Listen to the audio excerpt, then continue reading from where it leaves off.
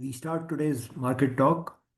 I can calculate the motion of heavenly bodies, but not the madness of people. This is what Isaac Newton said after losing his shirt in the South Sea bubble. Worry is that the valuation of AI related stocks are a bubble where concentrated set of hyperscalers are engaging in circular transactions with shaky long-term cash flow generation potential. Now, referring to this South Sea bubble, this was one of the world's first major example of a speculative stock market bubble based on hype and manipulation in 1720, where Isaac Newton also lost a lot of money.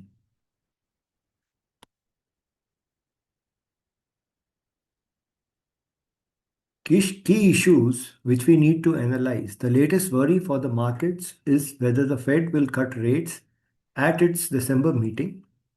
The US market stumbled and the bond yields rose as expectations of a Fed interest rate cut next month faded rapidly.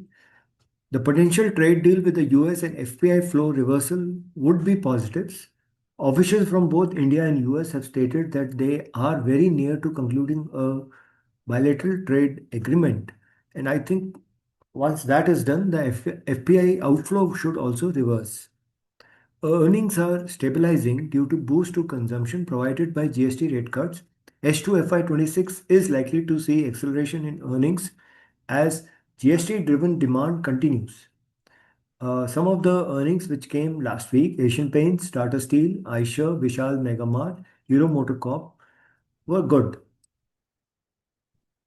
Coming to FIDI data, so if you see on 14 November, FIs added short position in index futures, specifically in Nifty, where they added 94,000 odd short positions. Sorry, 9,400 short positions.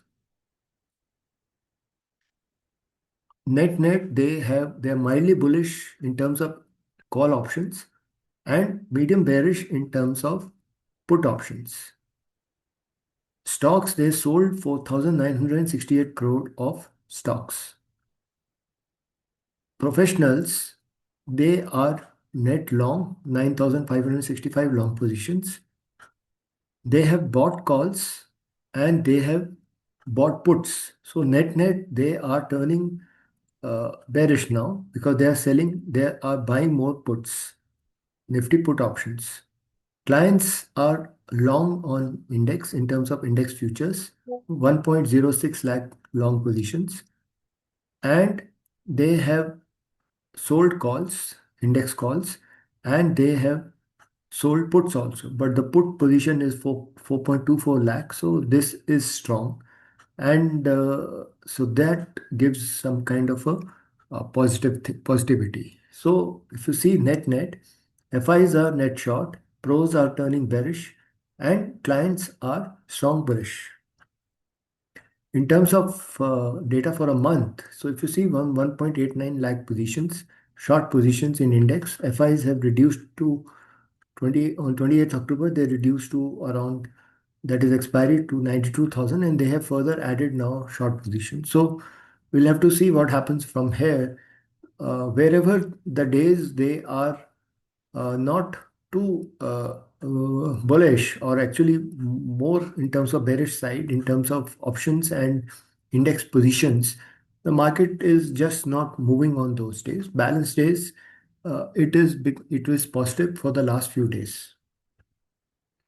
Now coming to US markets concluded a volatile week with major indices posting declines due to concerns over technology stock valuations and uncertainty over future Fed rate cuts.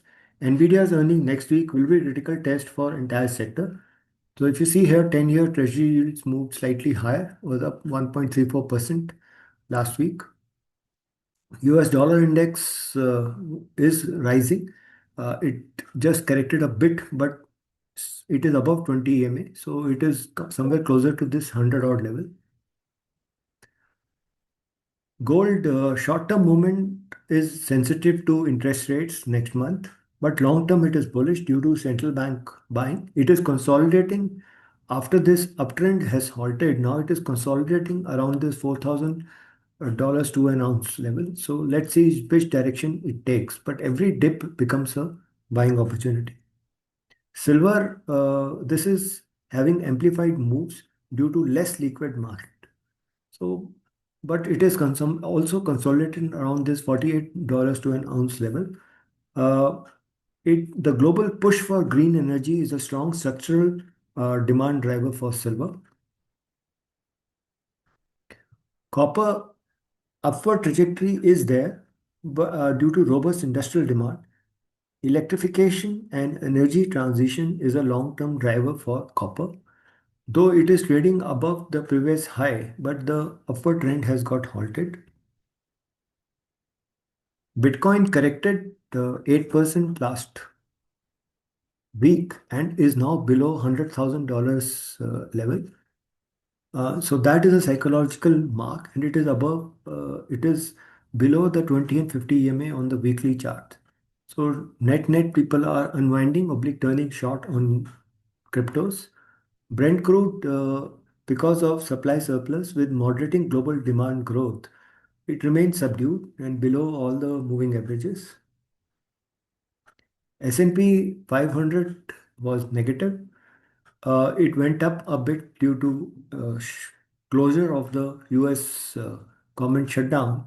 And once the US government opened up, so there was some positivity, but then it again sold off because related to AI valuations and uh, doubtful future for any rate cut in December this year. Nasdaq again corrected and is now below the rising trend line. It had gone up and subsequently it has corrected. So I think it should come closer to this moving averages where it is. Uh, Dow Jones was flat. It went up, but then it has corrected along with the rest of the market.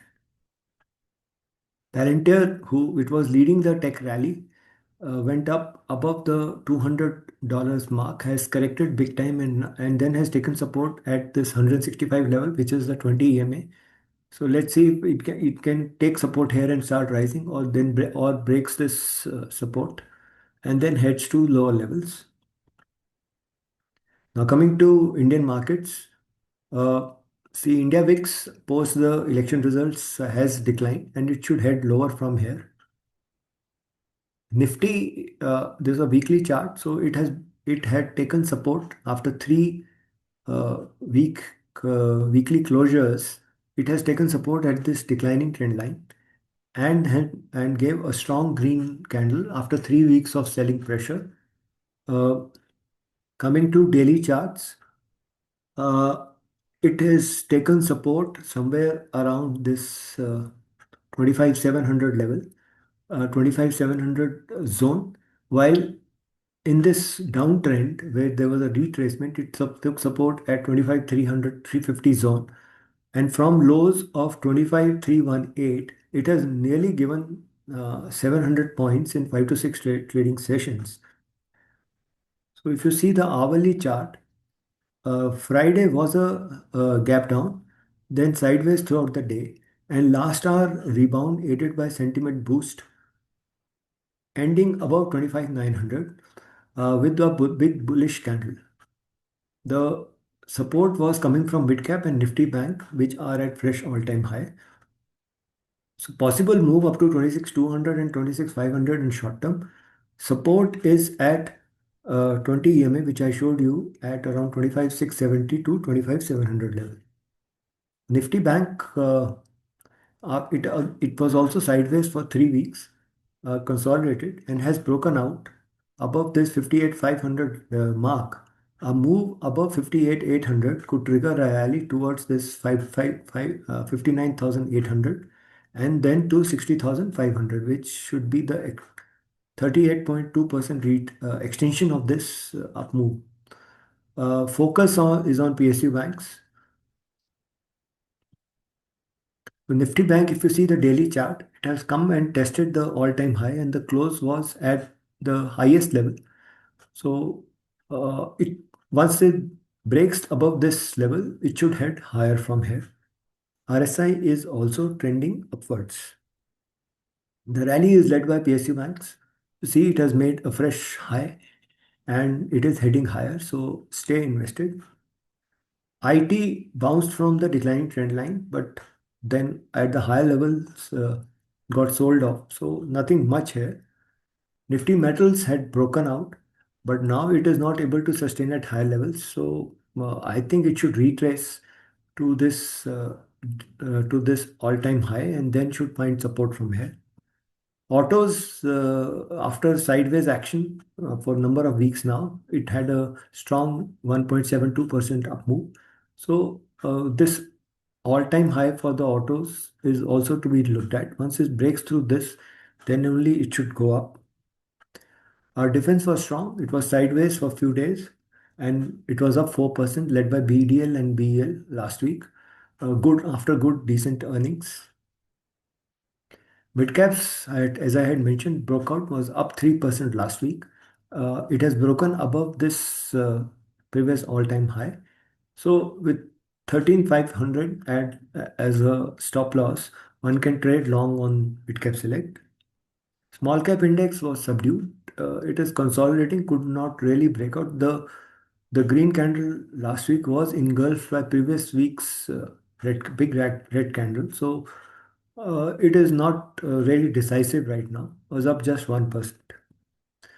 Coming to big stocks, HDFC Bank subdued, nothing much, no movement, just below 1%, but taken support at 20 EMA, and it is now trading along that. Reliance had a 2% move, may test this first resistance at around 1560 and then 1600 plus. So let's see how it goes. RSI is trending upwards. The good performance last week came from Muthoot on after earnings, strong earnings on Thursday. The stock gave a 15% move uh, on Friday, and RSI is now 79, so slightly overbought. So once it corrects, one can go long on this. Now I'll cover firstly Redington. It's a leading Indian provider of integrated supply chain solutions specializing in the distribution of information technology, mobility, telecom, cloud, lifestyle, and solar products. Company enjoys strong partnership with global majors such as Apple, largest distributor in India, HP, Dell, Lenovo, Samsung, and many other brands.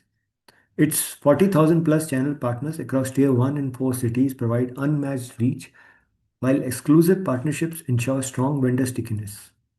Rising premiumization trends, a forthcoming PC refresh cycle, and the upcoming Windows upgrade are expected to further accelerate demand across its mobility and electronics, MSG, ESG segments. Software solution groups and cloud segment are set to be key value drivers, with revenues expected to grow 3x over the next 4 to 5 years, expanding their contribution from 15% to over 30%. It has launched Cloud Quarks, a digital marketplace that simplifies multi-cloud adoption in emerging markets.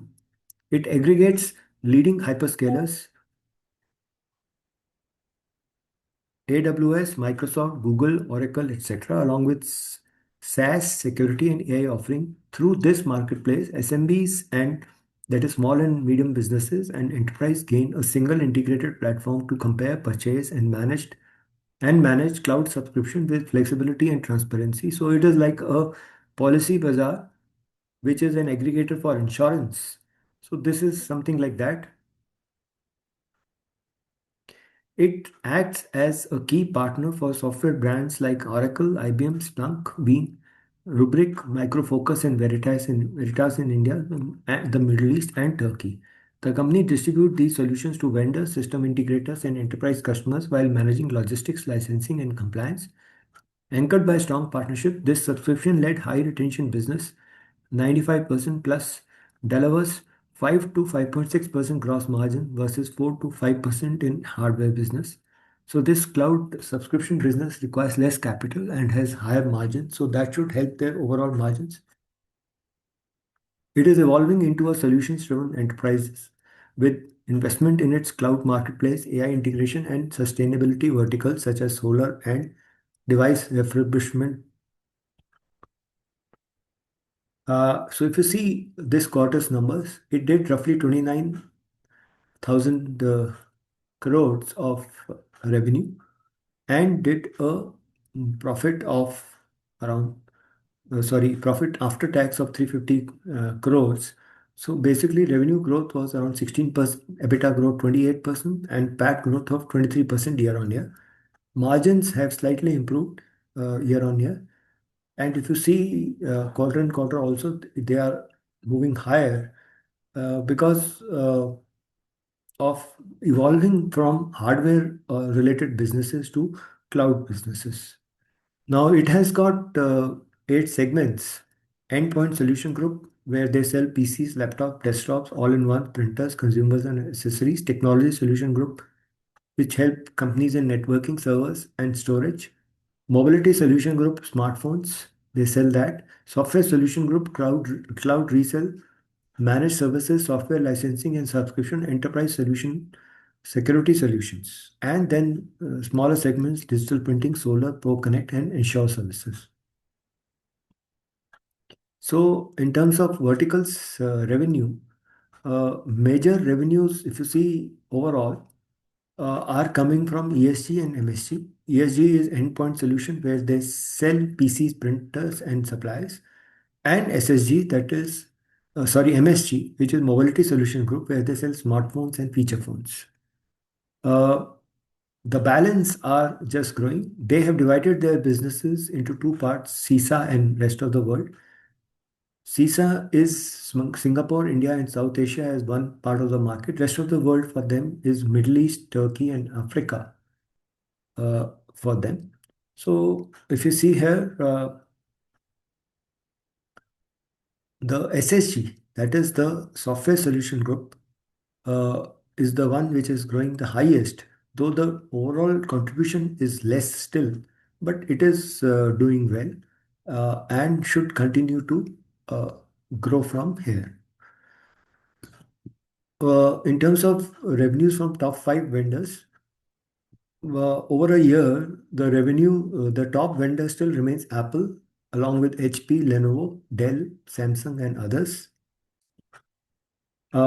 In terms of segments, cloud, they are with all these brands. Software solutions, they are with all the brands. And licenses and subscriptions, they are also with all the major brands. In terms of cash conversion cycle, to improve, which is improving now, it is coming down as contribution from cloud increases. Shorter cash conversion cycle is favorable as it indicates company is managing its working capital efficiently. Uh, so if you see here, operating margins are improving now, nearly reaching 2.5%. Geographic mix now. So CISA, that is uh, South Asia, Singapore, India, and South Asia is increasing now to nearly 50% from 46% now in the last year. And it is improving, and return ratios are also improving. So they are becoming more profitable. So in terms of segments, so if you see what their separate segments do, uh, firstly is the technology solution group. They provide IT solution to large organizations, help companies with servers, storage, networking, cloud services, cybersecurity, data analytics. Clients are data centers and GCCs, which are, as it is growing, the margins in this part of the business are low. Then is Mobile Solutions Group and Endpoint Solution Group. They provide around 70% of the revenue. 5G devices are seeing rapid adoption in India, and this should help them. Apple also only works with two distributors in India. First is Redington, and then is second is Ingram Micro. It distributes Samsung products in rest of the world markets and manages Motorola's retail stores in India. So this part of the business is doing well. Now AI PCs to become mainstream by 2026, triggering largest upgrade cycle in the history of PC market. So that should be another trigger for them. Now coming to Software Solution Group, uh, they are helping in cloud adoption via as a distributors. Distributors bring together offerings from multiple vendors such as AWS, Microsoft, and Google into a single platform where SMBs can easily compare, purchase, and manage cloud services. SSG, that is Software Solution Group, has higher margins covering software solutions, SaaS, security, and hyperscaler services. Key partners for software brands distributes these solutions to vendors, system integrators, and enterprise customers while managing logistics, licensing, and compliance. It offers a comprehensive software stack spanning productivity, cloud, cybersecurity, and AI. Now, coming to their future performance, uh, they did around 10,000 crore in FY25. They expected to do around 11,500 crore in FY26 and 13,000 odd crore in FY27. So around 15% growth. They are expected to. PAT is expected to grow at much better pace, around 30%, because margins are improving, and they are expected to improve in FY27 on a higher level. They will do a PAT of around 150 crore in FY26 and around 212 crore in FY27. So right now their market cap is around 23,000 crore. So at 23,000 crore, if in FY27 they are going to do around 210 crore, so they are around 10, 11 times FY27 earnings. Uh, so not very expensive with the kind of expected growth. So the peg is actually below 1. This stock rose after the earnings and then it has slightly halted. There's a declining trend line. Once it breaks through this declining trend line, it should move higher. Right now, it is consolidating at this 294. So every dip is buying opportunity. Now I'll cover the Indian CRDMO industry. The sector is benefiting from a structural shift in outsourcing by global innovators who are increasingly seeking cost efficient, high quality partners with proven regulatory and compliance track records. Large global drug makers like Merck, Pfizer, Roche, Eli Lilly, and AstraZeneca rely heavily on contract research, development, and manufacturing organizations for outsourcing, enabling them to focus on their role in marketing and strategic planning. CRDMOs provide cost saving up to 75% in R&D and 62% in manufacturing. Faster uh, time to market, 30% reduction in drug discovery timelines, and access to advanced technologies, shifting pharma from capital-intensive CapEx models to operational OpEx one through co-invention and co-commercialization deals. Sai Life Sciences actually leads with broad modality coverage, global R&D footprint, and ready capacity for scale-up. Anthem Biosciences stands out for its rich commercial portfolio, industry-leading margins, and diversified modality mix mirroring global players. And DV's Labs benefit from scale advantages, evolving capabilities, and strong pipeline. Coming to all the companies which are there in this segment, DV's, Loris, Anthem, Cohance, Piramal, Syngene, Newland, and Sai Life Sciences. So whatever may be there present, they are all expected to be doing a sales growth of around 20% average over the next 3 years and EBITDA growth of around 20-25%. Again, some may do more, some may do less because these are just estimates, but 20-25% is the expected sales and EBITDA growth over the next uh, 3 years. For FY27 earnings, most of them at are around 50 times. Now, as per various frameworks like business mix, onshore presence, technology, available capacities, drug pipeline, etc., financial ratios, track record, risk factors, the three have an edge, that is Sai, Anthem, and DVs, due to their better business model. So, as per the broker which has recommended, he find them Sai to be the best, followed by Anthem and DVs.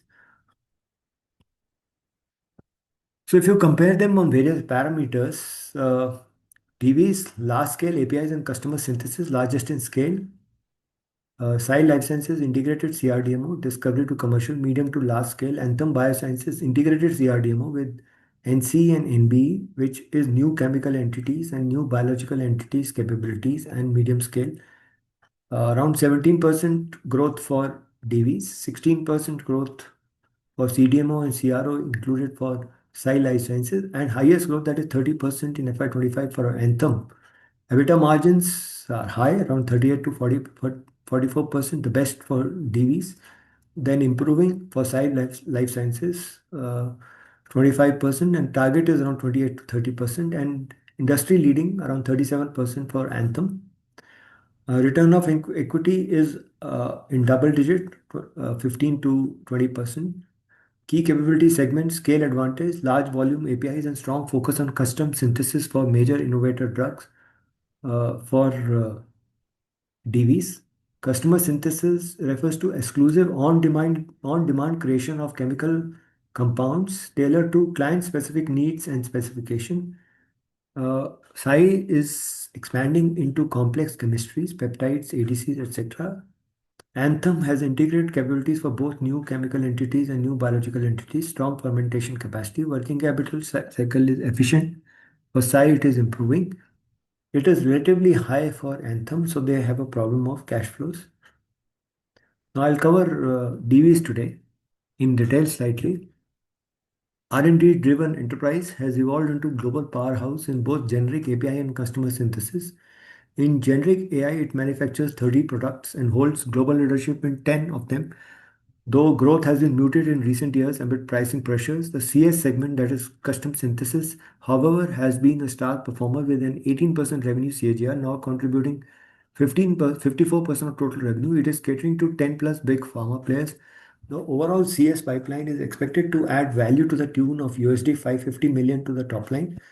Rising demand for GLP-1 and contrast media is set to unlock further growth, with dedicated GLP-1 blocks expected to generate over USD 100 million in sales, while gadolinium and lodobromide ramp-ups could provide contrast media revenues beyond USD 200 million by FY29. So they have a good pipeline as growth and profitability strengthens and major CapEx concludes by FY26. Free cash flow is likely to be positive and ROIC to improve from 18 to 22%.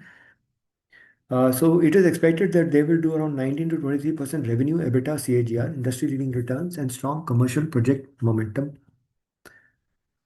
They are expected to do around 10,900 odd crores of net sales, sales to grow at around 17% in FY26 and around 19 to 20% over the next 2 years.